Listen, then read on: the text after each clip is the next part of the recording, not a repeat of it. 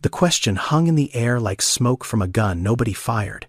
12 board members, 3 lawyers, 1 billionaire worth $2.3 billion, and across from him a black woman in a coat she'd slept in for 6 months. Her fingernails still carried dirt from the shelter garden. The only shoes she owned were splitting at the sole. But her eyes locked onto Oliver Kensington's and did not blink. Her answer would kill a $20 million deal. It would crack open a truth that every person in that room had spent their whole careers avoiding. But first, you need to understand how a woman with nothing ended up in a room full of everything. Nadine Okafor had not always lived in a car. 2 years ago, she had a classroom. 23 third graders who called her Miss O. A chalkboard she decorated every Monday with a new word of the week. She had a husband named Terence who worked construction and came home smelling like sawdust and sweat and kissed her on the forehead before he even took off his boots. They had a 2-bedroom apartment on the south side. Nothing fancy, but it was theirs. Rent paid on time, groceries in the fridge. Amara had her own room with butterfly stickers on the wall. Then Terence fell. 3 stories off a scaffolding that the safety inspector had flagged twice. The company had cut corners on harnesses. Terence hit the concrete at 7:42 on a Tuesday morning. He was pronounced dead at 8:15. Amara was 4 years old. The company's insurance was a joke. Bare minimum coverage that barely paid for the ambulance ride. The lawyers said she could sue, but lawsuits take years. Years she did not have.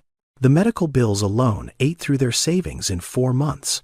Then the school district cut funding. Nadine's position was eliminated. No classroom, no income, no Terence. She missed 2 months of rent, just 2. The eviction notice arrived on a Thursday. She had 14 days to leave.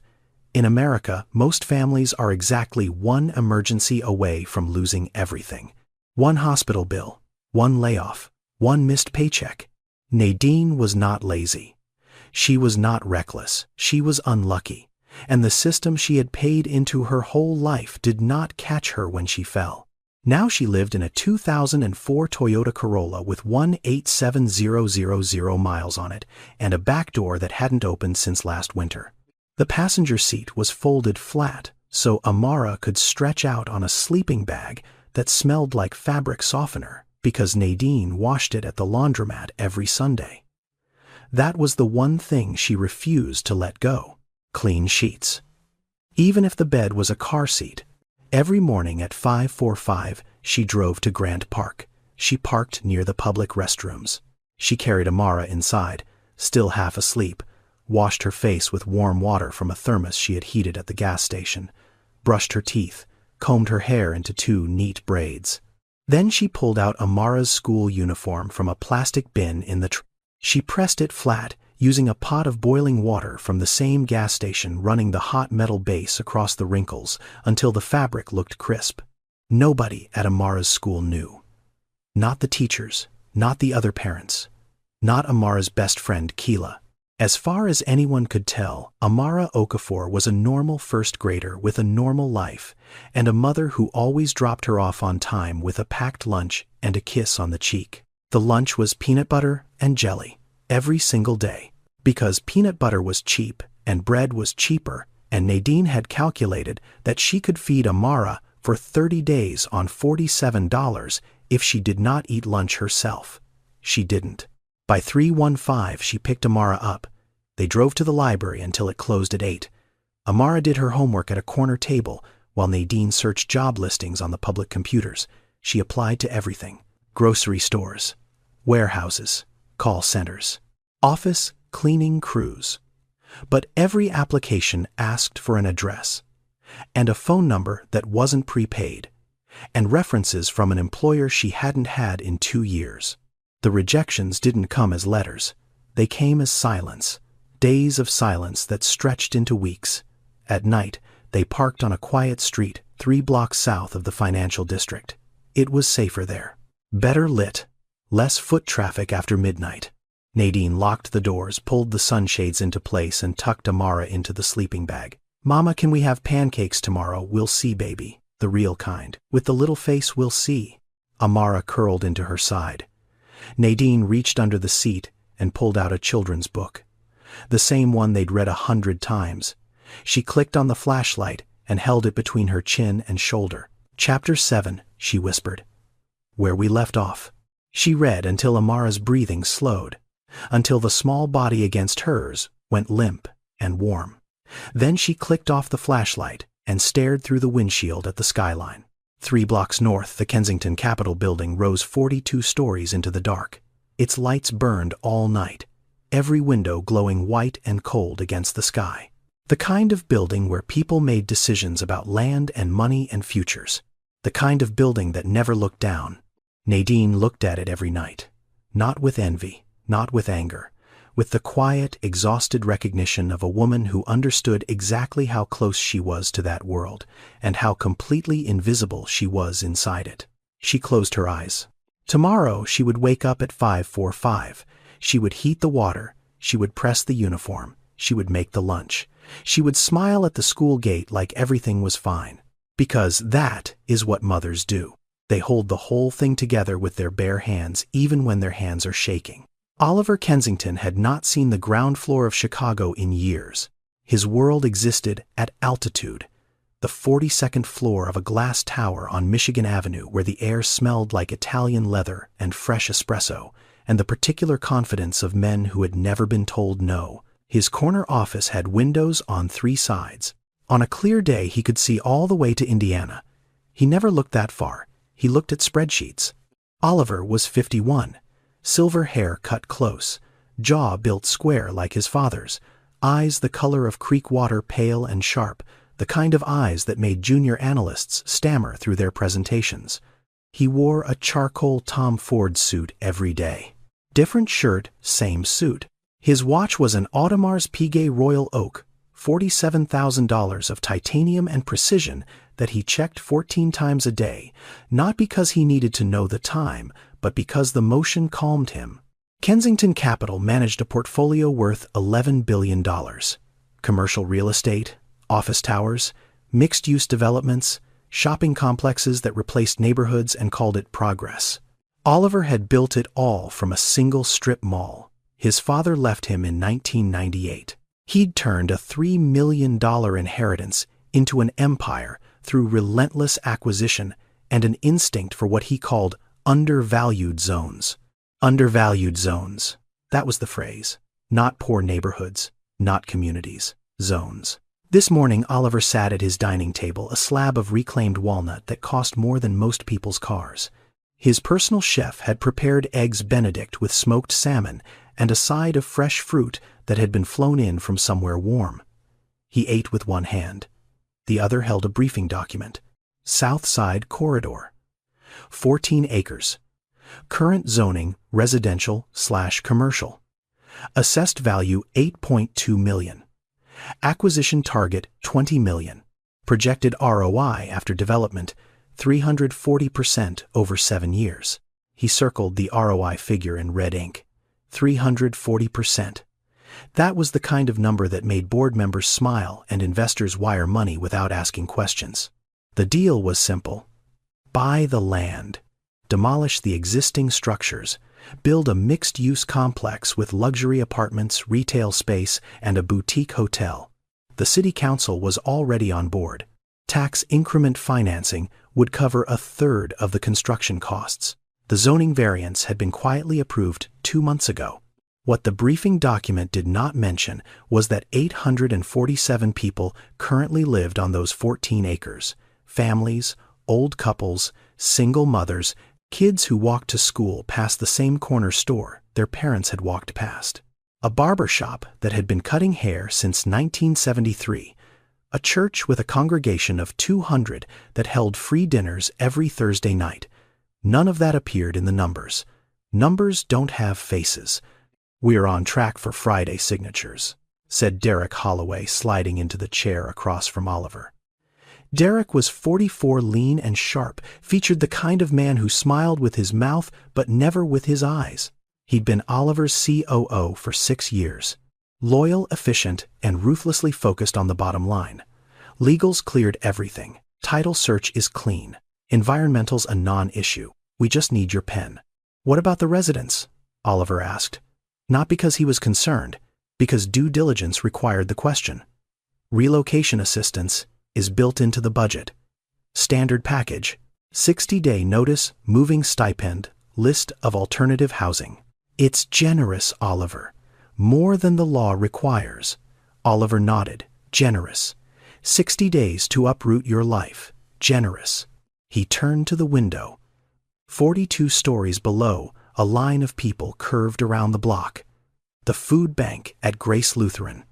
Every Tuesday and Thursday morning, rain or shine, the line appeared. Oliver had noticed it before. The way you notice pigeons on a ledge. Present unremarkable part of the scenery. Today he looked a moment longer than usual. Something about the line bothered him, though he could not say what. A woman near the front held a child on her hip. The child was wearing a bright yellow jacket. Oliver turned back to his desk. Schedule the signing for Friday, and have legal send me the final draft tonight. I want to read it one more time. You've read it 4 times, Derek said. Then I'll read it 5. Derek's smile tightened at the edges but held. Of course. He stood buttoning his jacket. At the door he paused. Oliver, this deal is the biggest acquisition in Kensington history. Don't overthink it. Oliver said nothing. Derek left. The office settled back into silence. Oliver looked at the briefing document again. 14 acres. 847 people. 340% return. He picked up his pen. Then set it down. Then picked it up again.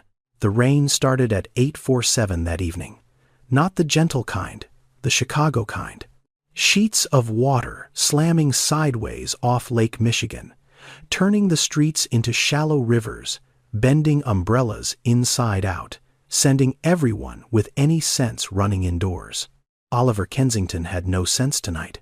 He had walked out of Marchetti's on Wabash Avenue after a 3-hour dinner with 2 investors from Singapore, smiled his way through dessert and handshakes, then told his driver to go home. He needed to walk. He needed air. His mother's doctor had called during the appetizer course. Early-stage Alzheimer's. The word sat in his chest like a stone dropped into still water, heavy and spreading. His mother was 78. Margaret Kensington. Born Margaret Pruitt in a hollow in eastern Kentucky, where the nearest hospital was 40 miles of dirt road. She had married his father, moved to Chicago, raised Oliver with a quiet ferocity that he had never properly appreciated. She was the strongest person he knew, and she was disappearing. Oliver walked south on Michigan Avenue. Rain hammered his $1,200 overcoat. His Italian leather shoes filled with water at the second block. He didn't care. He was thinking about his mother's hands. The way they used to braid bread dough on Sunday mornings. The way they might one day forget how. He didn't see the puddle. His left foot hit standing water on a cracked piece of sidewalk. His leg shot forward. His body went backward.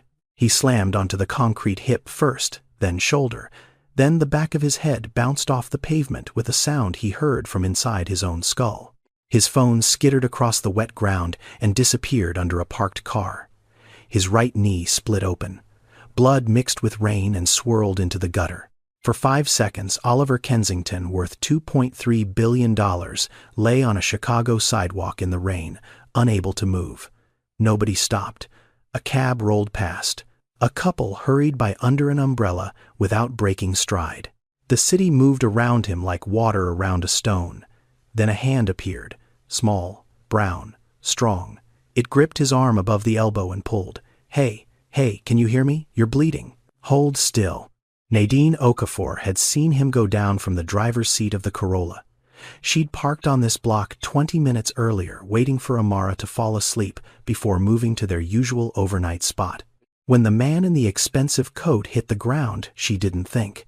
She moved. She crouched beside him, rain plastering her hair to her face.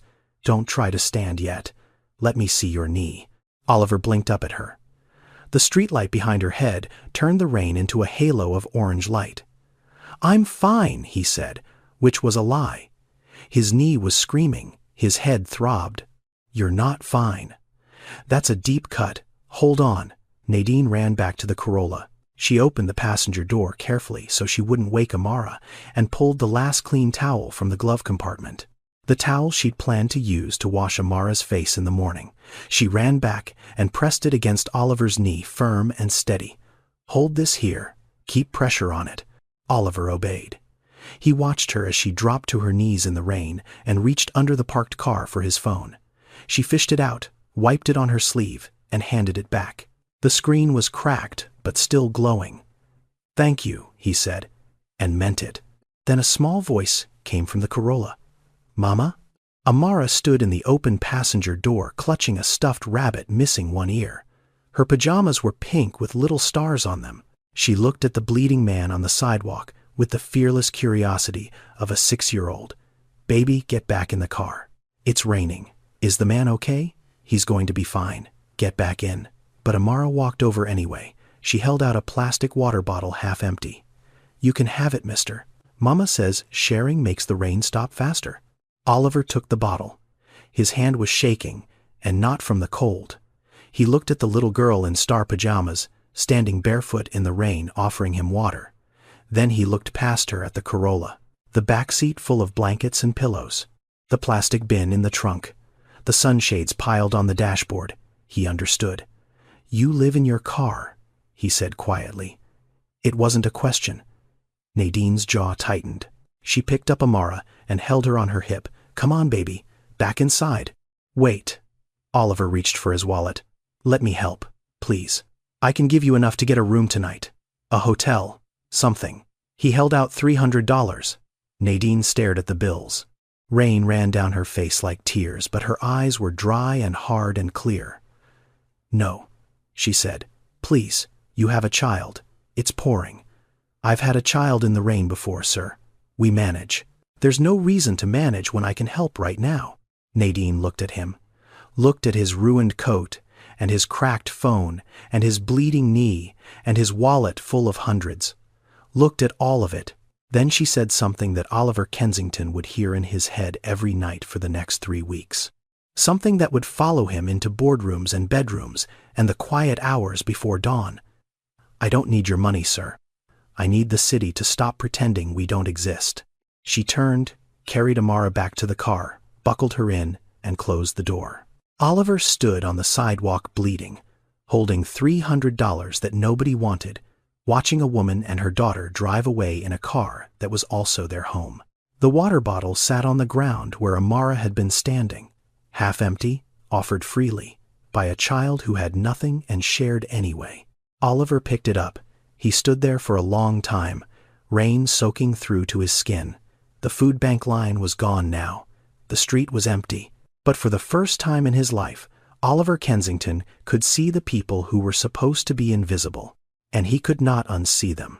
A homeless mother just refused $300 from a billionaire, in the rain, with her 6-year-old watching, and the words she said instead are about to follow Oliver Kensington into every room he enters for the next 72 hours. They will crack something open inside him that no amount of money can seal shut. If you think you know where this is going, you don't. Stay with me. Oliver did not sleep that night. He lay in his penthouse bedroom, 1,200 thread count sheets, temperature-controlled mattress, blackout curtains that cost more than Nadine's car, and he stared at the ceiling. "I need the city to stop pretending we don't exist."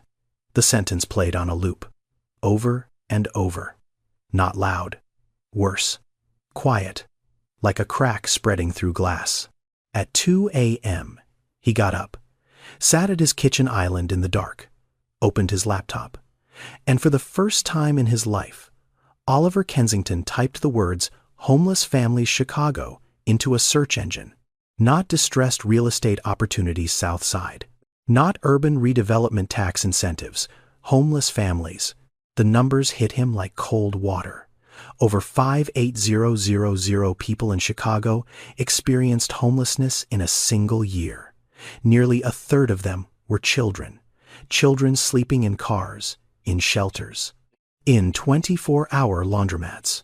Kids who went to school every morning with brushed hair and clean uniforms and empty stomachs and nobody knew, because their parents worked that hard to keep the secret. He read about medical bankruptcy, how a single hospital stay could wipe out a family's savings, how the average American household was $400 away from a financial crisis. $400. He spent more than that on lunch. He read about eviction, how in Cook County alone landlords filed tens of thousands of eviction cases every year, how most tenants never got a lawyer, how missing 2 months of rent, just 2, could put a family on the street with 14 days' notice. He read until his coffee went cold.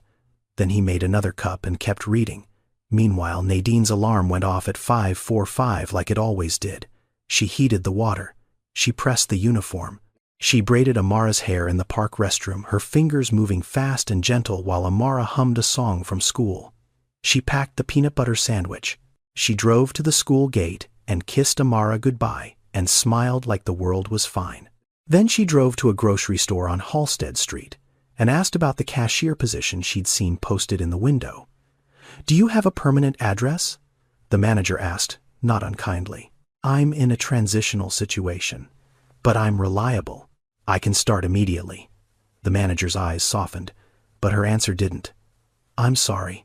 We need a fixed address for the background check." Nadine nodded, thanked her, left. She drove to a warehouse hiring for overnight shifts. Same question, same answer.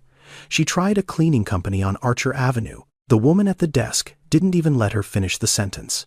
3 applications, 3 rejections. Not because she couldn't do the work, because she didn't have a front door. She picked Amara up at 3:15. They went to the library. Amara spread her homework across the table, while Nadine sat beside her, pretending to read a magazine, pretending the morning hadn't happened. "Mama, yeah, baby.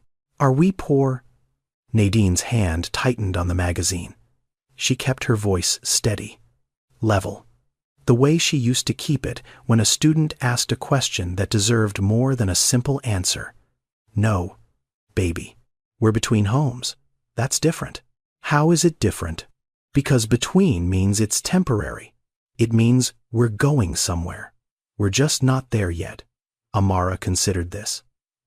Then she nodded, picked up her pencil, and went back to her math worksheet. And Nadine sat there holding the magazine she wasn't reading, blinking hard against the burning behind her eyes. 48 hours after the night in the rain, Oliver Kensington did something he had never done in 23 years of real estate development. He drove to the site, not the site as a pin on a map, not the site as a spreadsheet line item, the actual physical breathing place where 847 people lived. He parked his black Range Rover on 51st Street and stepped out into a neighborhood he had only ever seen from altitude. And what he saw broke the spreadsheet in half. There was a barbershop on the corner, Curtis's, a faded red and white pole still spinning beside the door. Through the window he could see an old man cutting a teenager's hair, both of them laughing at something on a phone. A sign in the window read, "First haircut free for every kindergartner since 1973. Across the street was a small church. Whitewashed brick, hand-painted sign, Grace Community Fellowship. All are welcome. Thursday dinner 6 p.m. A woman was taping a flyer to the door about a weekend coat drive. And behind the church, a cracked asphalt basketball court where 6 kids were running a full-court game. Their shouts echoed off the buildings. One kid hit a 3-pointer from the corner, and his friends erupted. Pure joy. The kind of sound that doesn't exist in boardrooms. Oliver stood on the sidewalk and watched. This was his 14 acres, his 340% return, his undervalued zone. Except it wasn't undervalued, it was just underestimated. By men like him, who looked at maps instead of faces. He got back in his car. He sat for a long time with the engine running and his hands on the wheel. Then he drove back downtown in silence, walked into his office, and stared at the contract on his desk. $20 million. His pen was right there. Derek had left it positioned perfectly beside the signature line. Oliver looked at the contract. Then he looked at the photograph on the wall behind his desk. His mother. Margaret Kensington, born Margaret Pruitt. The woman from a hollow in eastern Kentucky, where families shared well water and nobody locked their doors because nobody had anything worth stealing. She had been poor once. The kind of poor where you wore your cousin's shoes and ate squirrel for dinner and walked 4 miles to a one-room schoolhouse. She never talked about it. But she never forgot it either. Oliver stared at her face in the photograph. Young, strong, proud. The same expression he'd seen on Nadine's face in the rain. He put the pen down, and he left the office without signing anything. Oliver just discovered that the deal which would make him richer is the same deal that destroyed Nadine's life. But what he does next is something no one in that boardroom saw coming. Don't skip ahead. The real twist hasn't happened yet. 3 days later, Oliver walked into a community shelter on the west side. He wore jeans and a plain gray jacket, no watch, no Italian shoes. He looked like any other volunteer showing up for a Tuesday shift. The woman at the front desk gave him a clipboard and a hairnet and pointed him toward the kitchen.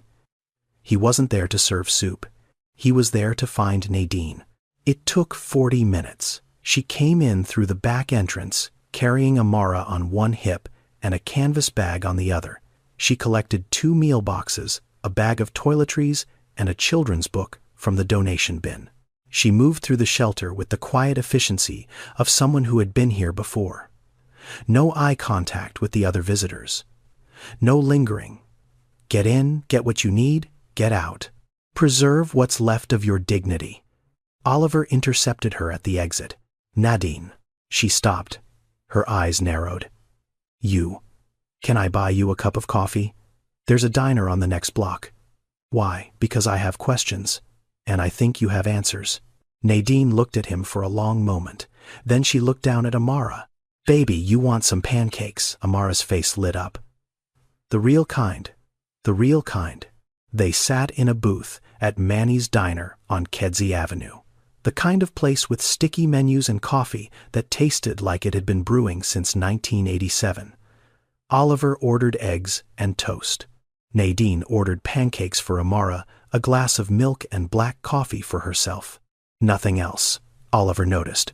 He didn't comment. Amara demolished the pancakes in 7 minutes, then curled up against Nadine's side and fell asleep. Nadine pulled a napkin from the dispenser and wiped syrup off her daughter's chin. The gesture was so gentle, so practiced, that Oliver's chest tightened. You were a teacher, he said. I was. Nadine wrapped her hands around the coffee cup. 3rd grade. Lincoln Elementary. 6 years. What happened? Nadine looked at him, measured him, deciding how much truth he could handle. My husband happened, she said. Terrence. He worked construction, good at it too. Strong hands, careful eye. The kind of man who measured twice, cut once, and still came home with enough energy to read Amara a bedtime story. She paused. Her thumb traced the rim of the cup. He was working a high-rise project on the north side, 3 stories up on scaffolding that had already been flagged twice by the safety inspector. The contractor cut corners on harnesses. Terrence fell at 7:42 on a Tuesday morning. Oliver said nothing. There was nothing to say. The company had bare minimum insurance.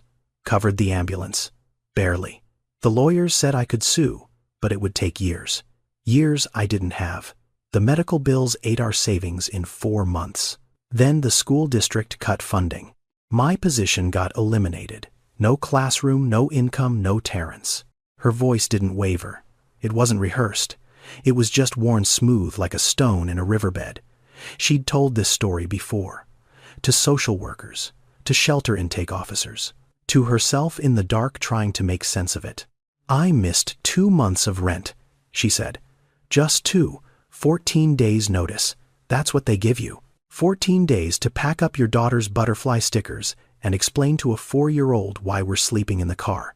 Oliver's hand tightened around his fork.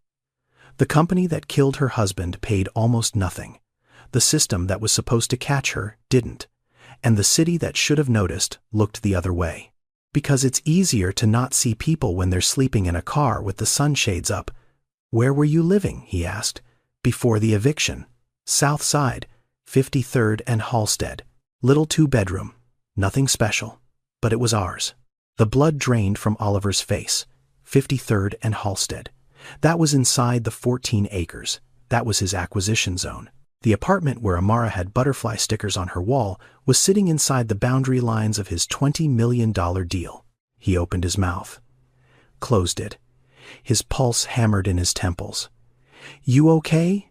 Nadine asked. "You look like you saw a ghost." "I'm fine," he said, which was a lie. He was looking at a ghost, the ghost of what his money was about to do to 800 more families just like hers. "Thank you," he said quietly, "for telling me." Nadine shrugged. "You asked. Most people don't." Oliver paid the check, left a $40 tip on a $12 meal. Nadine noticed, but didn't comment. They walked out into the gray Chicago afternoon. "Can I call you?" Oliver asked. "If I have more questions." Nadine studied him again. "You're not going to try to give me money again, are you?" "No." "Then yeah. I've got a prepaid phone. 30 minutes a month. Use them wisely." She wrote the number on a napkin, took Amara from the booth still half asleep, and walked to the Corolla. Oliver watched them drive away. Then he stood on the sidewalk for a moment, looking south, toward 53rd and Halsted, toward the neighborhood he was about to bulldoze. He drove back to the office in silence. No radio, no phone calls, just the hum of the engine and the weight of what he now knew. His corner office was dark when he arrived. The cleaning crew had already been through. The contract sat on his desk exactly where he'd left it. $20 million. Derek's pen still waiting beside the signature line. Oliver sat down. He looked at the contract. Then he looked up at the photograph on the wall. His mother. Young and proud and poor in a way that most people couldn't imagine. Margaret Pruitt grew up in a house with a dirt floor. She once told Oliver that the hardest part of being poor wasn't the hunger, it was the invisibility. The way people looked through you like you weren't there. "I need the city to stop pretending we don't exist." Oliver pushed the contract to the far edge of his desk. He picked up his phone and dialed Derek. "I need a full community impact report on the Southside acquisition," he said. "Every family, every business, every school and church within the boundary. I want names, not numbers. And I want it on my desk by Thursday." Silence on the other end. Then Derek's voice, careful and controlled. "Oliver, the signing is Friday. Then you'd better work fast. Is there a problem with the deal?" "There might be." "Oliver, this is a $20 million acquisition. The board approved it. Legal cleared it. The investors are committed. You can't just pump the brakes because of some community concern that wasn't even on the radar 2 weeks ago. It's on my radar now." What changed? Oliver looked at the photograph of his mother. "I did." He hung up. Derek Holloway stood in his office on the 39th floor, phone in hand, jaw clenched tight enough to crack a molar. Something had changed in Oliver, something Derek didn't like. And Derek Holloway did not tolerate variables he couldn't control. He pulled up his calendar. He had 3 days before the signing. 3 days to figure out what was wrong with Oliver, and 3 days to fix it or work around it. Nadine didn't know about the deal. Not yet. She found out on a Tuesday afternoon at the Woodlawn Community Center, a cinder block building with fluorescent lights and folding chairs and a broken coffee maker that someone had taped a sign to reading, "Don't even try." A woman from the neighborhood association stood at the front of the room with a stack of photocopied documents. "The city council approved a zoning variance 2 months ago," she said. Her voice was steady, but her hands shook. "A development company called Kensington Capital is purchasing 14 acres of residential land between 51st and 55th Street, Halsted to Morgan. All existing structures will be demolished. Residents have 60 days to relocate." The room erupted. 30 people all talking at once. An old man slammed his fist on a folding table. A young mother started crying. 2 teenagers stormed out. The noise was raw and ragged, and full of the kind of anger that comes from being told your home is worth less than the dirt it sits on. Nadine sat in the back row. Amara was at the library with a shelter volunteer. Nadine had come alone, and she was silent while the room boiled around her. Then she stood up. She didn't raise her voice. She didn't cry. She spoke the way she used to speak to her third graders when the classroom got too loud. Calm, clear, absolute. My name is Nadine Okafor. I used to live on 53rd and Halsted, apartment 4B. My daughter took her first steps in that apartment. My husband used to fix the radiator every November because the landlord wouldn't. We paid our rent on time for 3 years, and when I couldn't pay for 2 months after my husband died, I was out in 14 days. The room went quiet. I know what it means to lose your home. And I know what they're going to tell you. They'll say it's progress. They'll say there's relocation assistance. They'll say it's generous. But you can't relocate a community. You can't put a barbershop that's been here for 50 years into a moving truck. You can't pack up the church dinners and the Saturday basketball games and the woman who watches your kids for free because she knows your name. She paused, looked around the room. This neighborhood is worth something. Not because of the land, because of us. And a public hearing is supposed to mean they listen. But most of the time they've already decided before we sit down. So if we're going to fight this, we need more than anger. We need facts. We need documentation. We need every single person in this room to write down what this neighborhood means to them, because they can ignore a protest. They cannot ignore a record. Nobody spoke for a long moment. Then the old man who had slammed the table nodded. "She's right," he said. And one by one, people started pulling out pens. 12 blocks north, Derek Holloway sat in his office reading a report from a private investigator. He kept on retainer. Oliver Kensington had been seen at a West Side shelter. Oliver Kensington had been seen at a diner on Kedzie with a black woman and a child. Oliver Kensington had requested a community impact report that was not part of any standard acquisition protocol. Derek set down the report. He leaned back in his chair, and he smiled the way a man smiles when he discovers exactly where the problem is. Oliver wanted to do the right thing. Derek didn't care about the right thing. Derek cared about the 7-figure bonus tied to the South Side deal closing on schedule. He picked up his phone and made a call. "Get me everything you can on a woman named Nadine Okafor. Address, employment history, criminal record, custody situation, everything." He hung up, straightened his tie, and walked down the hall to Oliver's office to deliver the community impact report with a smile that didn't reach his eyes. The call came on a Thursday morning. Nadine was at the library filling out her 4th job application of the week on a public computer when her prepaid phone buzzed. "Nadine, it's Oliver Kensington." She leaned back in the plastic chair. "You're using up my minutes. I'll keep it short. I'd like you to come to my office. Monday morning, 9 o'clock. Silence.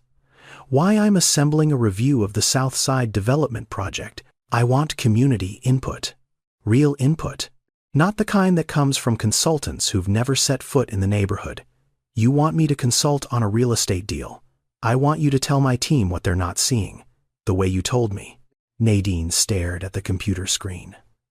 The cursor blinked on a job application field that read, "Current address." She hadn't filled it in. "Mr. Kensington, I live in my car. I don't have a business degree. I don't have a suit. I don't even have a working printer. I'm not looking for a degree. I'm looking for someone who knows the truth. You know the truth better than anyone in my building. And what makes you think your people are going to listen to me?" "They won't," Oliver said. "That's exactly why I need you there." Nadine closed her eyes. She thought about the community meeting, about the old man nodding, about the young mother crying, about 847 people who were about to lose their homes the same way she'd lost hers. "If there's even a 1% chance I can stop them from doing to other families what they did to mine," she said slowly, "I have to try. Monday, 9 o'clock. I'll leave your name at the front desk. I'll be there." She hung up, stared at the phone in her hand. 17 minutes left on her monthly plan. She'd just spent 3 of them on a conversation that might change everything or change nothing at all. Monday morning, Nadine stood outside the Kensington Capitol building at 847, 42 stories of glass and steel rising into a sky the color of dirty dishwater. She wore her best clothes, a black blouse she'd washed in the shelter bathroom and dried over the hand dryer, dark slacks she'd ironed with the hot water pot. shoes with a crack along the left sole that she'd filled with superglue the night before. Her hair was pulled back in a clean bun. She carried a folder, a notebook, and a laptop she'd borrowed from the public library's lending program. She looked up at the building. Every window reflected the sky back at itself. This was the kind of place that was designed to make you feel small. Nadine straightened her spine, lifted her chin, and walked through the revolving door. The lobby was marble and chrome and silence, the kind of silence that costs money. A woman at the reception desk looked up, and her eyes traveled the full length of Nadine's outfit before reaching her face. The assessment took approximately 2 seconds. Nadine felt every millisecond of it. "I'm here to see Oliver Kensington," she said. "My name is Nadine Okafor." The receptionist checked her screen. Something shifted in her expression, surprise quickly masked. "Of course, 42nd floor. Miss Brandt will meet you at the elevator." Miss Brandt turned out to be a tall woman with silver hair and a clipboard who said almost nothing during the elevator ride. The doors opened onto a floor of glass-walled offices and people moving with the particular urgency of those who build by the hour. Every suit in the hallway cost more than Nadine's monthly food budget. She knew it. They knew it. And every pair of eyes she passed conducted the same silent inventory the receptionist had. She kept walking. Oliver met her outside the conference room. His face broke into something that wasn't quite a smile but was close. Relief, maybe. "You came. I said I would. People say a lot of things. I'm not people." He led her into the conference room. Glass walls. A table long enough to land a small airplane on. 12 chairs, most of them occupied. Analysts, lawyers, project managers, all of them polished and pressed and utterly certain of their place in the world. And then there was Derek Holloway. He stood when Nadine entered, extended his hand. His grip was firm, his smile wide, and his eyes completely empty. "So, you're the community expert Oliver's been talking about," he said. "Fascinating." The word landed like a paper cut. Small, precise, designed to sting without leaving a mark. Nadine shook his hand and said nothing. Oliver gestured to a seat near the head of the table. "Nadine, thank you for joining us. I've asked you here to provide perspective on the community impact of the South Side project. The floor is yours whenever you're ready." Nadine sat down. She opened her notebook. She listened. For 45 minutes, she listened. An analyst named Graham presented the acquisition timeline. A lawyer named Chen walked through the zoning approvals.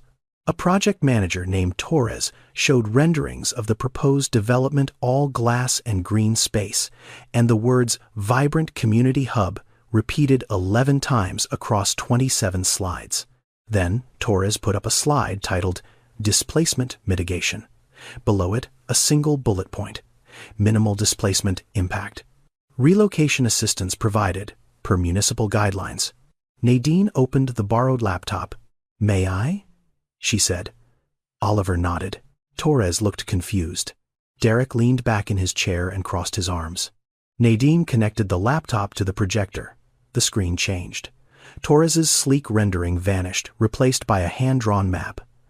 Color-coded, annotated in neat teacher's handwriting. "This is the 14 acres you're buying," Nadine said. "Block by block. I built this from public records, community surveys, and conversations with the people who actually live there." She pointed to a cluster of blue dots. "These are families with children under 18, 112 families. 67 of them single-parent households. The yellow dots are elderly residents living alone, 41 of them. The green ones are small businesses that have operated for more than 10 years, 14 businesses." She moved her finger across the map. "This red area is the 2-block radius around Grace Community Fellowship, Thursday night dinners, weekend coat drives, after-school tutoring. It serves roughly 300 people a week who have nowhere else to go." The room was silent. "Your slide said minimal displacement impact." Nadine looked at Torres, then at Derek, then at Oliver. "I counted 847 people. That's not minimal. That's a neighborhood." Nobody spoke.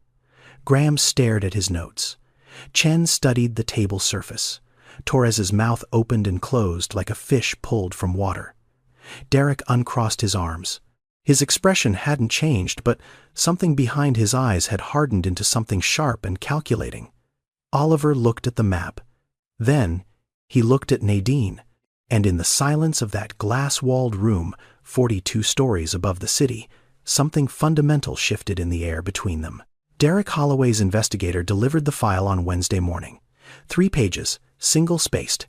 Everything there was to know about Nadine Okafor printed in neat black type like a death sentence. Current address none. Employment none. Vehicle registered 2004 Toyota Corolla. Spouse deceased. Child Amara Okafor, age 6, enrolled at Burnham Elementary.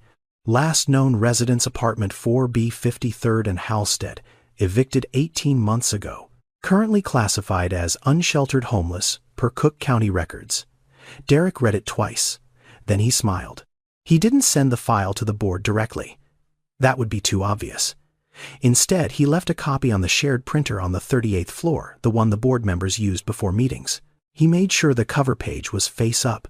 He made sure Nadine's name was visible. Then he walked away. By noon, the hallway outside the executive conference room hummed with whispers. "Did you see the file on the printer, Oliver's consultant? She's homeless. She lives in her car. With a child." Oliver hired a homeless woman to advise on a $20 million deal. Is this a joke? That last sentence came from Richard Pratt, a board member with silver cufflinks and a Harvard MBA, and the particular confidence of a man who had never once questioned whether his opinion mattered. He said it, standing near the elevator, coffee in hand, voice just loud enough to carry. The thing about Richard Pratt's sentence was this: if a consultant from McKinsey had stood in that conference room and presented the exact same map with the exact same data, Richard Pratt would have nodded thoughtfully and asked for a follow-up report. The information didn't change. The messenger did, and that was enough to make the information worthless in his eyes. This is how bias works in a boardroom. Not with slurs, not with obvious cruelty. With a raised eyebrow, a whispered question, a file left on a printer, the quiet surgical removal of a person's credibility based on everything except what they actually said. Nadine knew. She knew the way you know when the temperature drops before a storm. She walked into the Kensington Capitol building on Thursday morning, and the receptionist's greeting was 2 degrees cooler. The elevator ride was silent where it used to have small talk. An analyst she'd worked with on the community map avoided eye contact in the hallway. Nobody said anything to her face. They didn't have to. The air said it for them. She sat in her borrowed office, a glass-walled room on the 40th floor that Oliver had cleared for her, and she opened her laptop. The library's lending program laptop, with a cracked spacebar and a battery that died after 90 minutes. She did not cry. She did not complain. She did not go to Oliver. Instead, she typed Community Inclusive Development Case Studies into the search bar. She read about the Dudley Street Neighborhood Initiative in Boston. She read about community land trusts in Burlington, Vermont. She read about mixed-income developments in Atlanta that had preserved existing communities while bringing in new investment. She took notes in her teacher's handwriting, filling page after page of a dollar store notebook. If they were going to dismiss her because of where she slept, she would make her argument so airtight that they couldn't dismiss what she said.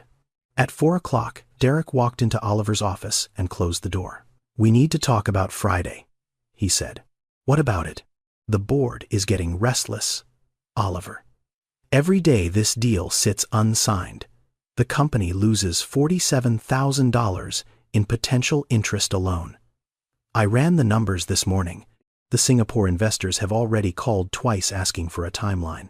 If we don't sign by end of week, they may pull their commitment entirely."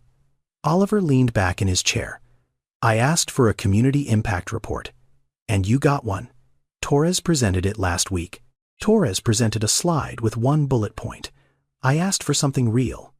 Derek's jaw tightened. "Oliver, with all due respect, you're letting a woman with no qualifications, no credentials, and no permanent address derail the biggest deal this company has ever made. The board is talking. They're concerned." "Concerned about what?" "About your judgment." The words landed hard. Oliver's eyes narrowed. "My judgment built this company, Derek. And your judgment is now being influenced by someone who doesn't belong in this building. Careful, Oliver's voice dropped. Be very careful about who you say doesn't belong. Derek held up his hands. I'm on your side. I've always been on your side. But the board votes on Friday, and right now you don't have the votes to delay. If you don't sign, they'll find someone who will. He left. The door clicked shut. Oliver sat alone in the silence of his corner office 42 stories above a city full of people he was only just beginning to see.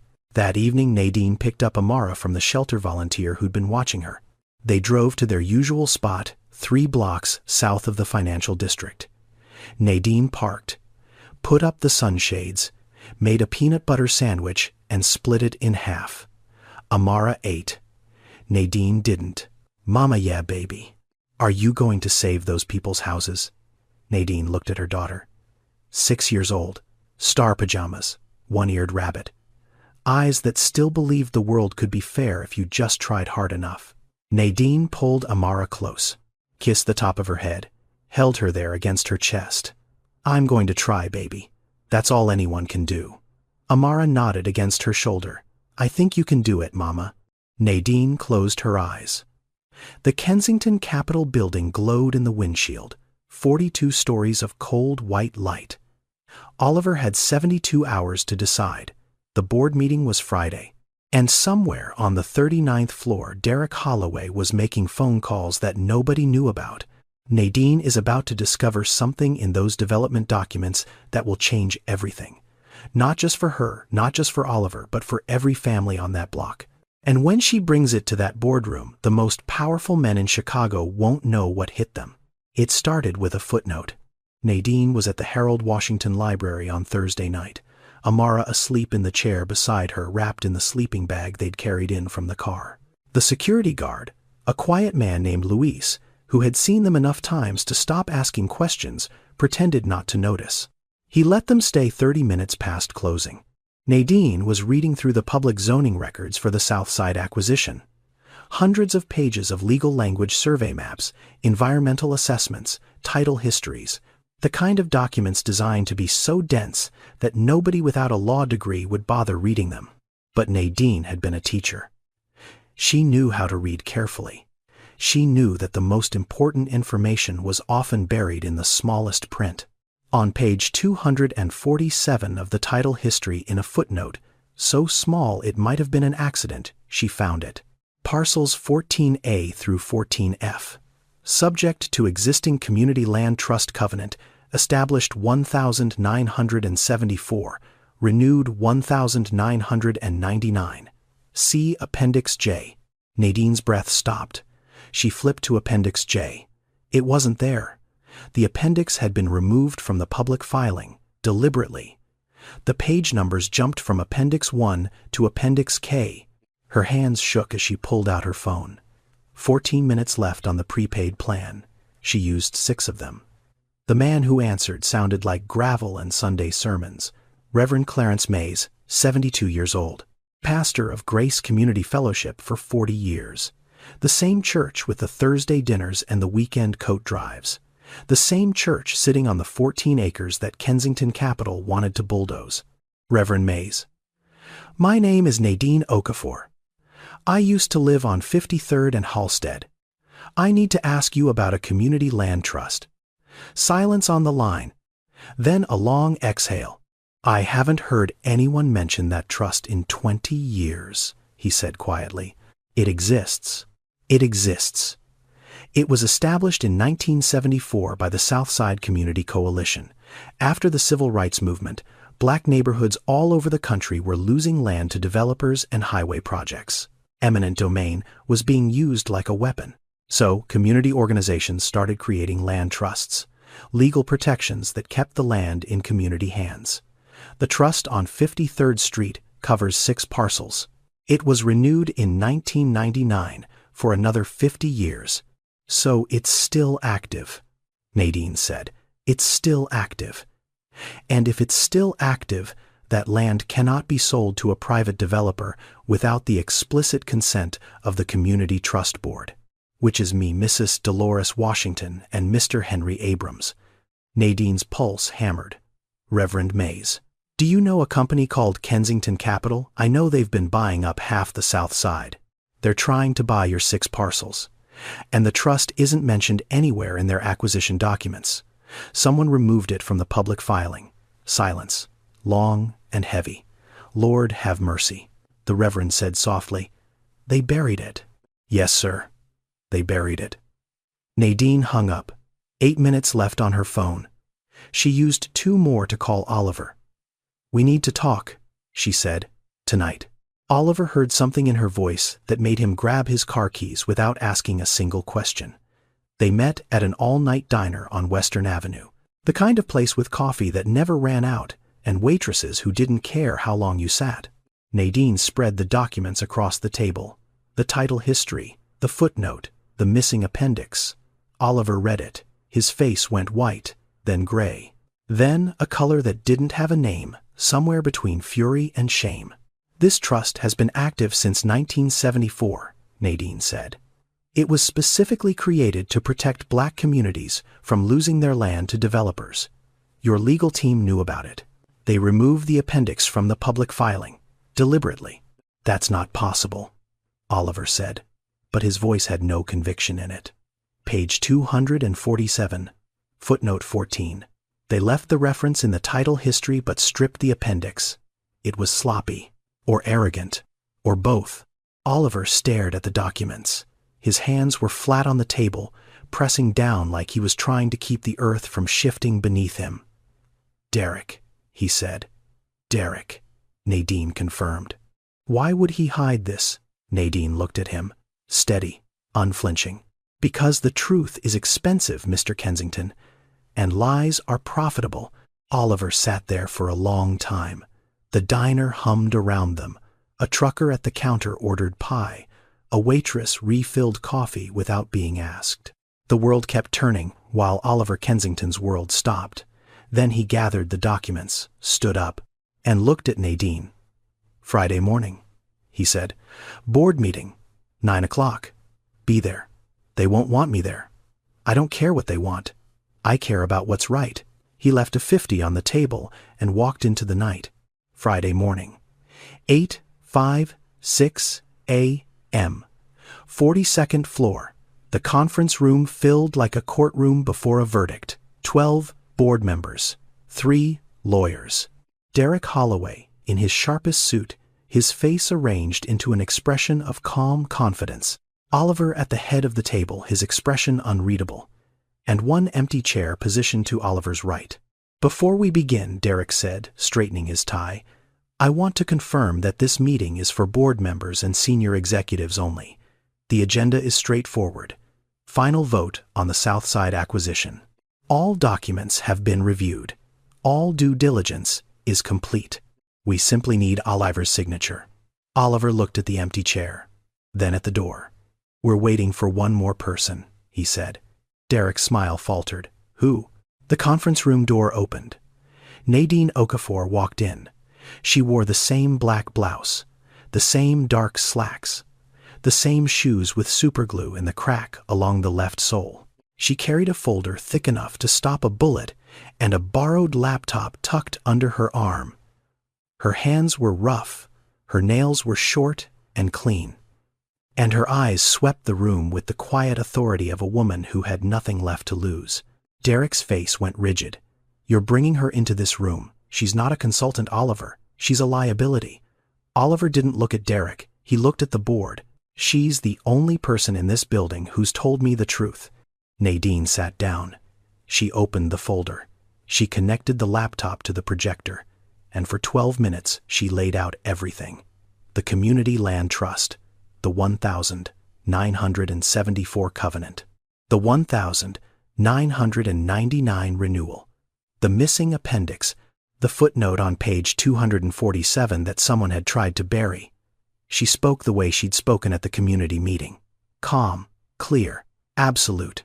No tears, no anger. Just facts, stacked like bricks, building a wall that couldn't be knocked down. The 6 parcels covered by this trust cannot be legally transferred to a private entity without the consent of the Community Trust Board, she said. That consent was never sought. It was never even mentioned, because someone in this company removed the documentation from the public filing. The room erupted. Board members turned to each other. Lawyers whispered furiously. Derek leaned forward. "This is an outdated legal technicality," he said, his voice sharp. "That trust hasn't been enforced in decades. No court in Cook County would uphold a 50-year-old covenant over a $20 million development deal."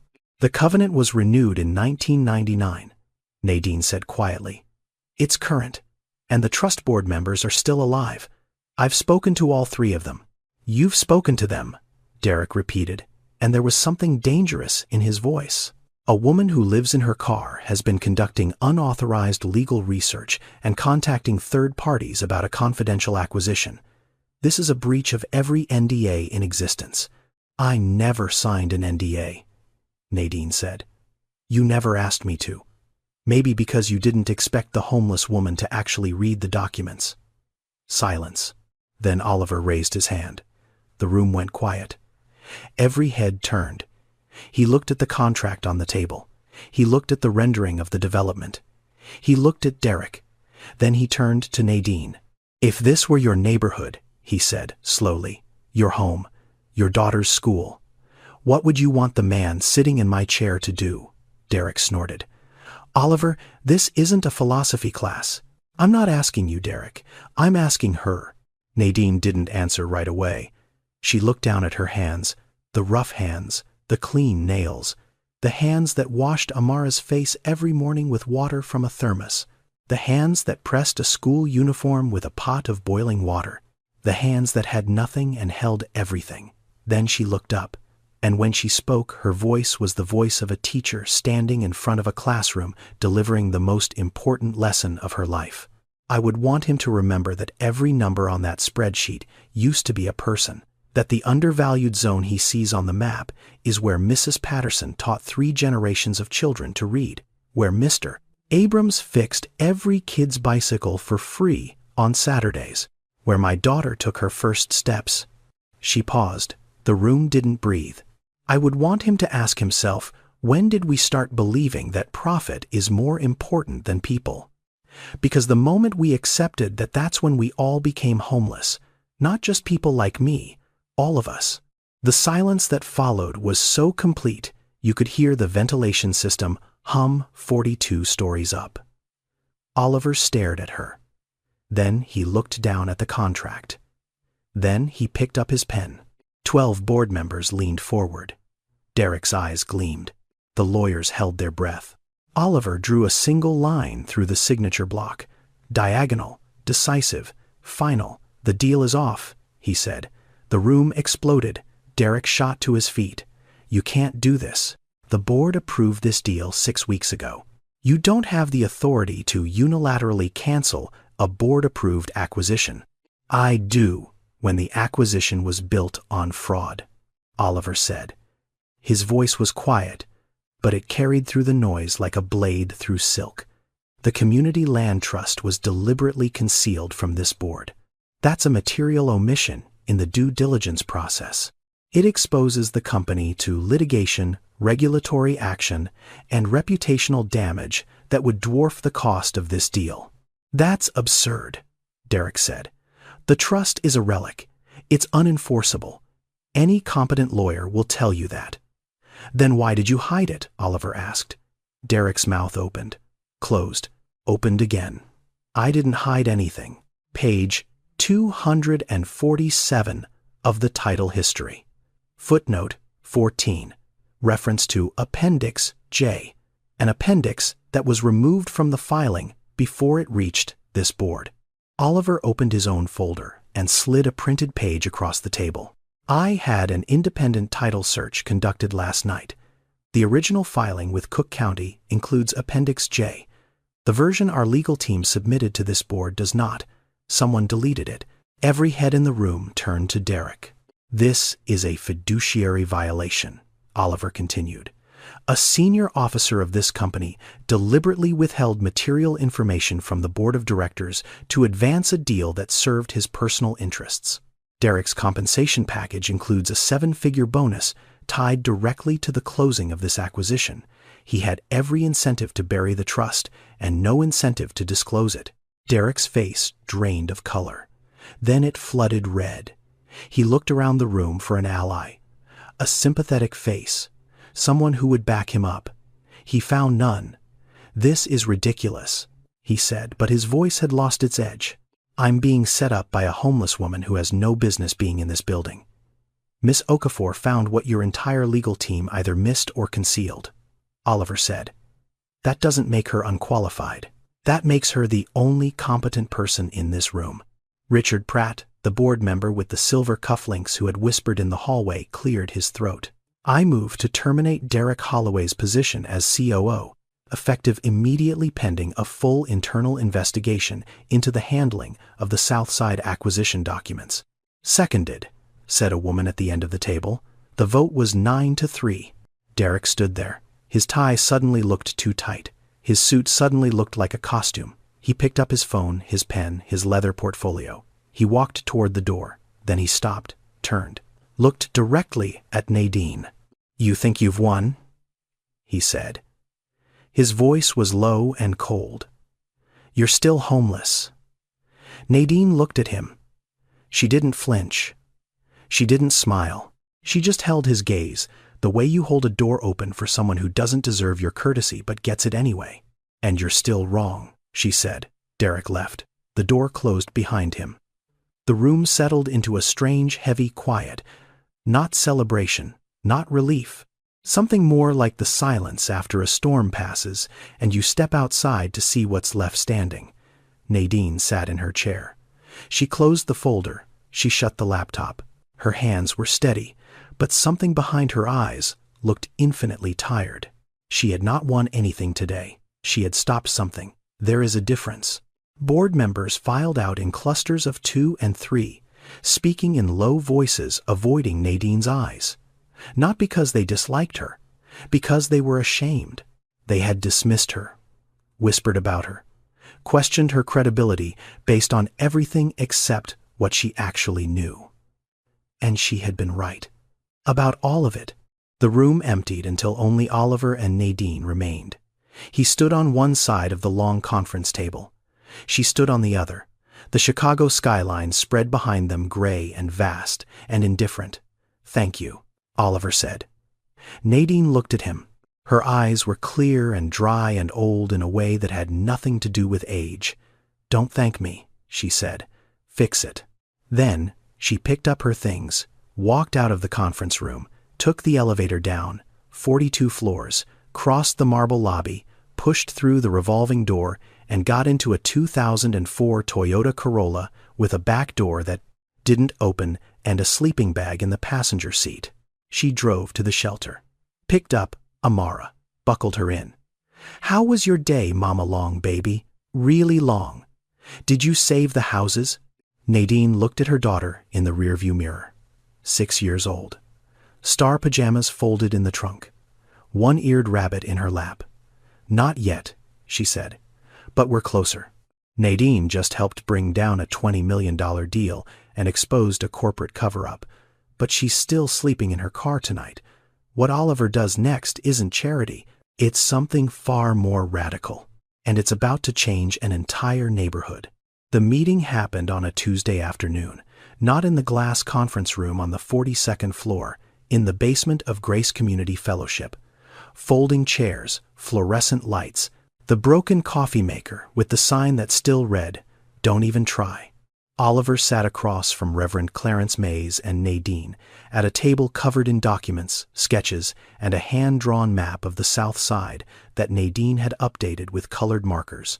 Amara sat in the corner, drawing pictures of houses with a box of crayons the Reverend kept in his desk for visiting children. "I don't want to tear this neighborhood down," Oliver said. "I want to rebuild it. With the people who already live here." Reverend Mays leaned back and folded his arms. He had heard promises from powerful men before. His expression said as much. "What does that look like, Mr. Kensington, specifically?" "Community inclusive development. We keep the land trust intact. We build affordable housing units alongside the existing structures. New construction that's designed with the community, not for the community. We preserve Grace Fellowship. We preserve Curtis's barbershop. We renovate the basketball court. And we create jobs for residents in the construction and management of the new properties. And who pays for it? Kensington Capital. We redirect the $20 million from acquisition to investment. The return is slower, the margins are thinner, but the project sustains itself because the community sustains it. The Reverend looked at Nadine. You believe him? Nadine didn't hesitate. I believe in the plan. There's a neighborhood in Boston called Dudley Street. 30 years ago, it was abandoned lots and burned-out buildings. The community created a land trust, partnered with developers, and built affordable housing that the residents controlled. Today, it's one of the most stable neighborhoods in the city. It works. It's been proven. And who runs the community side of this? The Reverend asked. Oliver looked at Nadine. I'd like Nadine to be the community liaison director. Full salary. Benefits. She's the bridge between this neighborhood and my company. She speaks both languages. Nadine's jaw tightened. This isn't a gift, Oliver. It's not a gift. It's a job. You're the most qualified person I've met for it. And I'm not saying that because you're a good person. I'm saying it because you walked into a boardroom full of people who wanted you to fail, and you brought facts that none of them could argue with. That's qualification. Nadine stared at the table, then at Amara in the corner drawing a house with a yellow door. One more thing, Oliver said. He slid a document across the table. I want to establish an education fund for children in the development zone. Tutoring, school supplies, college savings accounts. I'd like to name it the Terence Okafor Education Fund. Nadine's hand stopped above the document. Her breath caught. You don't have to, she said quietly. Your husband built buildings, Oliver said. He deserved better than what happened to him. This won't fix that. But his name should be on something that lasts. Nadine pressed her fingertips against the table. She didn't speak for a long time. Then Pointy nodded once. The Reverend reached across and placed his hand over hers. Nobody said anything. They didn't need to. 3 weeks later, Nadine stood in front of a door. Apartment 7C. Second floor of a newly completed affordable housing unit on 53rd Street, half a block from where she'd lived before. The building was modest. 3 stories. Clean brick. Large windows. Built to last, not to impress. Nadine had applied through the same process as every other qualifying family. She'd filled out the same forms, provided the same documentation, waited in the same line. 37 families had been approved in the first round. She was one of them. Not first. Not special. One of 37. She held the key. A real key. Metal. Heavy. Warm from her palm. She turned it in the lock. The door opened. The apartment was small. 1 bedroom, 1 bath, a kitchen with a window that looked out over the street. The walls were white, the floors were clean, the radiator worked. There was nothing in it except light. Amara pushed past her legs and ran inside. She sprinted from room to room, which took approximately 4 seconds, because there were only 3 rooms, and she screamed with the pure, unfiltered joy of a 6-year-old discovering that the world had walls again. Mama, there's a bathtub. I know, baby. A real bathtub. With handles, I know. Can I take a bath right now? Can I? You can take as many baths as you want. Amara disappeared into the bathroom. The sound of water running filled the apartment. Nadine stood in the doorway. She reached out and placed her hand flat against the wall. Just her palm, fingers spread, pressing, drywall, cool and smooth and solid beneath her skin. The first wall she had touched in 18 months that belonged to her. She stood there with her hand against the wall, and she cried. Not the kind of crying she'd done before, the quiet kind, the kind pressed into a pillow in a car at 2 a.m., so Amara wouldn't hear. This was the other kind, the kind that comes when the weight finally lifts and your body remembers how to breathe, the kind that shakes your shoulders and blurs your vision and sounds like something between laughter and breaking. She cried for Terence, for the apartment with the butterfly stickers, for the 18 months of gas station, water, and peanut butter sandwiches, and sleeping bag nights. For every morning she pressed a uniform with a pot of boiling water and smiled at the school gate like nothing was wrong. She cried because it was over, and because she had survived it, and because surviving it had cost her something she was only now beginning to measure. From the bathroom, Amara called out, "Mama, the water's warm." Nadine wiped her face, steadied her breathing, and walked toward the sound of her daughter's voice.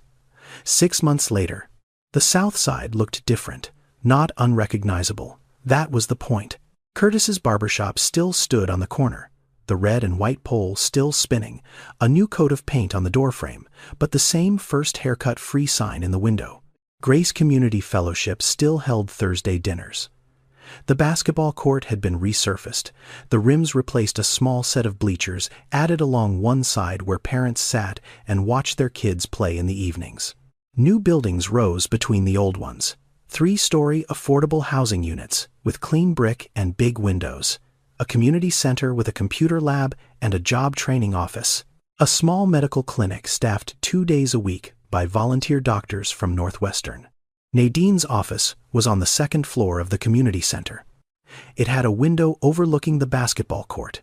On her desk sat a framed photograph of Terrence holding Amara as a baby, a stack of community surveys she reviewed every week, and a small plastic water bottle, half empty, sitting beside her laptop. She never explained the water bottle to anyone who asked. She just said it was a reminder. Amara had her own room now. A real bed with a real mattress and butterfly stickers on the wall, again new ones chosen by Amara herself from a dollar store on Halsted. She had a bookshelf with 32 books, most of them donated by the library lending program. She had a desk where she did her homework every night, while Nadine cooked dinner in a kitchen with a stove that worked. Every Tuesday and Thursday afternoon, Nadine ran a free tutoring program in the community center. 12 kids, sometimes 15. She stood at a whiteboard the way she'd stood at a chalkboard 6 years ago, marker in hand, teaching fractions and reading comprehension, and the quiet belief that knowing things could change your life. Oliver visited the site every 2 weeks. He walked the blocks. He talked to residents. He ate lunch at the corner diner, where the owner still charged him double because she said billionaires could afford it. He didn't argue. On a Thursday evening in October, Oliver and Nadine stood on the sidewalk outside the basketball court. The sun was going down. Kids shouted on the court. A woman walked past with grocery bags. An old man sat on the new bleachers reading a newspaper. "Do you think it's enough?" Oliver asked. Nadine watched the kids play. A girl hit a layup, and her friends cheered. The sound echoed off the new buildings and the old ones the same way. "It's a start," she said. "That's more than most people give." Oliver nodded. He looked at the court, at the buildings, at the people, the real things his money had built, not because it was profitable, but because a woman in a car had told him the truth and he had chosen to listen. Change doesn't come from one good person doing one generous thing. Change comes when the people with power stop talking and start listening to the people without it. That's not a fairy tale. That's a choice. And it's available to anyone sitting in any chair, in any room, at any time. Nadine sat in the conference room on the 42nd floor the following Monday. The same glass walls, the same long table, the same view of the city. But her chair was at the table now. Not in the corner. Not borrowed. Hers. On the table in front of her, beside her laptop and her project folder, sat the plastic water bottle, half empty. Amara's water bottle, the one she'd offered to a bleeding stranger in the rain. Nobody in the room knew what it meant, but Nadine did, and she would never forget. You might think this story is over, but there's one more moment. Something that happened between Oliver and Nadine that neither of them planned. And it will stay with you long after this video ends. Oliver called her on a Sunday morning. His voice was different, quieter, smaller than she'd ever heard it. "I need to ask you a favor," he said. "A personal one." "What is it?" "My mother, Eleanor. She's been diagnosed with early-stage Alzheimer's. She still remembers most things now, but the doctors say that window is closing. I want to record her story, her whole life, before she forgets it." He paused. "But she won't talk to me." "Not really. She says I ask questions like a businessman. She says I listen like I'm waiting for a number. Nadine said nothing. She waited. You're a teacher, Oliver said. You know how to listen. You know how to make people feel safe enough to tell the truth. Would you sit with her? Just talk. Let her tell her story. Nadine looked at Amara sleeping on the couch. Sunday morning. Sunlight through the new curtains. The quiet hum of a home when she asked, "Today, if you're willing." Eleanor Kensington lived in a brownstone on Lincoln Park West. She was 78 years old, with white hair pinned back in a bun and hands that moved when she talked the way hands move when they remember more than the mind lets on. Nadine sat across from her at a kitchen table covered in photographs. A recording device sat between them, blinking red. Eleanor had made tea in china cups with small roses painted on the rim. She poured with steady hands. Oliver says you used to be a teacher, Eleanor said. I was. 3rd grade. I wanted to be a teacher, Eleanor said, but we couldn't afford the schooling. I grew up in Pike County, Eastern Kentucky. You know it, I've heard of it. Appalachia. That's what they call it now. Back then, we just called it home. We lived in a hollow, 4-room house. No running water until I was 11. My daddy worked the mines. My mama raised 6 children on what the garden gave us and what the church shared. Eleanor's eyes drifted to a photograph on the table. A woman in a cotton dress standing on a porch squinting against the sun. Thin, proud, unbroken. That's my mama, Eleanor said. Ruth Pruitt. She could stretch $1 into a week's worth of meals. She could sew a winter coat from flour sacks. And for 2 years, when Daddy was too sick to work, she lived in a car. Nadine's throat tightened. A. 1952. Ford. Eleanor continued. Parked behind the church. Pastor let her stay. She kept us clean. She kept us fed. She walked us to school every morning and waved at the gate like everything was fine. Eleanor looked up at Nadine. Her eyes were sharp and bright and full of a recognition that crossed decades. You remind me of my mama, she said softly. She never had nothing, but she gave everything. Nadine's hands wrapped around the china cup. The heat pressed into her palms. Her vision blurred, not from sadness, from something she had not felt in a very long time, the feeling of being seen, truly seen. Not as a homeless woman, not as a charity case, not as a consultant or a community liaison or a problem to be solved, but as a woman who had carried everything on her back and kept walking. Thank you, Nadine whispered. Eleanor reached across the table and placed her hand over Nadine's. The old hand and the rough hand, both strong, both worn smooth by years of holding on. Don't thank me, child, Eleanor said. Just keep going. That's what Mama would have said. You just keep going. Oliver stood in the hallway outside the kitchen. He had come to check on them. He hadn't meant to listen, but he heard everything. His mother's voice, Nadine's silence. The sound of 2 women recognizing each other across a distance of 50 years and 1,000 miles. He leaned against the wall, and he cried, not for his mother's fading memory, not for the deal he'd canceled, not for the money he'd redirected. He cried because he'd spent his entire life building walls around himself, glass and steel and chrome, and it had taken a woman living in a car to show him what those walls had kept out.